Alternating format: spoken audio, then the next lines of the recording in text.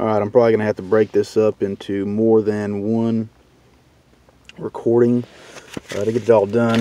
It's kind of a follow-up to some of the Christian talks that I've had. This is direct quotes from the Bible, King James Version, since I know most people will only accept King James. Well, here we go.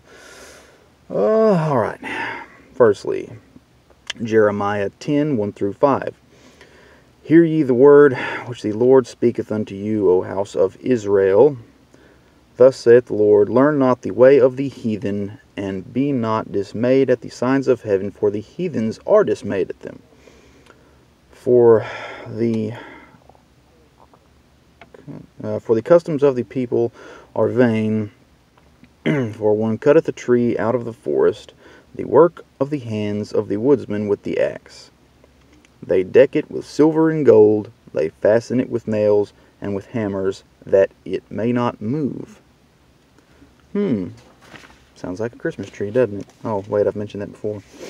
Alright, this is, I think this is from the United Church of Christ, something like that, as a Christian website. This is their discussion on this topic and similar topics. Alright, here, God cautioned his people against following the Gentile, non-Israelite practices of worshiping the heavenly bodies like the sun on December 25th, and against astrology in general. Do not learn the way of the Gentiles.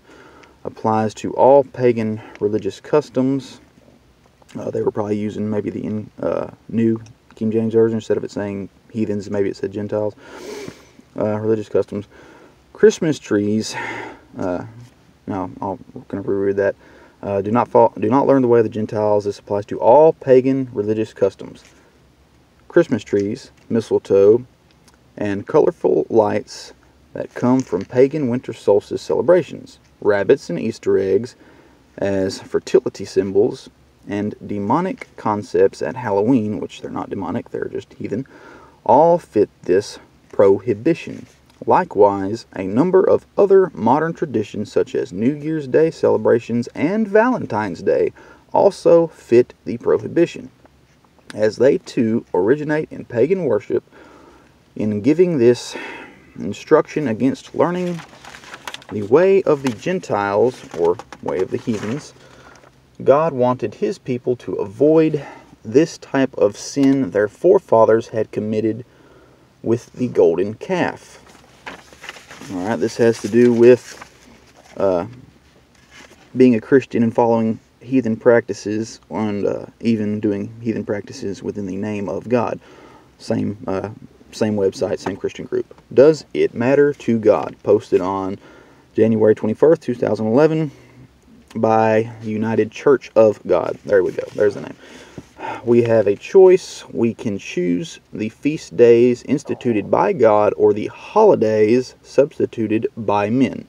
The choices we make affect our destiny and impact our relationship with our Creator.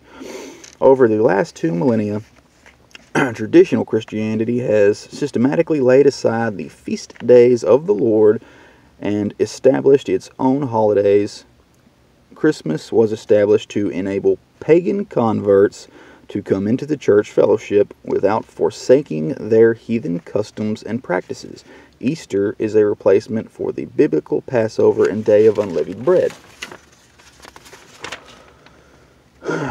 Even the weekly Sabbath was abandoned in favor of Sunday, the pagan day of the sun, supposedly to commemorate Jesus' resurrection. Though, as we demonstrated earlier, it took place not on Sunday morning, but at the end of the weekly Sabbath at sunset Saturday, although we should immediately recognize that overruling God's instructions is dangerous behavior. Alright, I'm close to 5 minutes. I'm going to try to keep these at about 5 minutes apiece. I'm going to end this one and I'll start another one.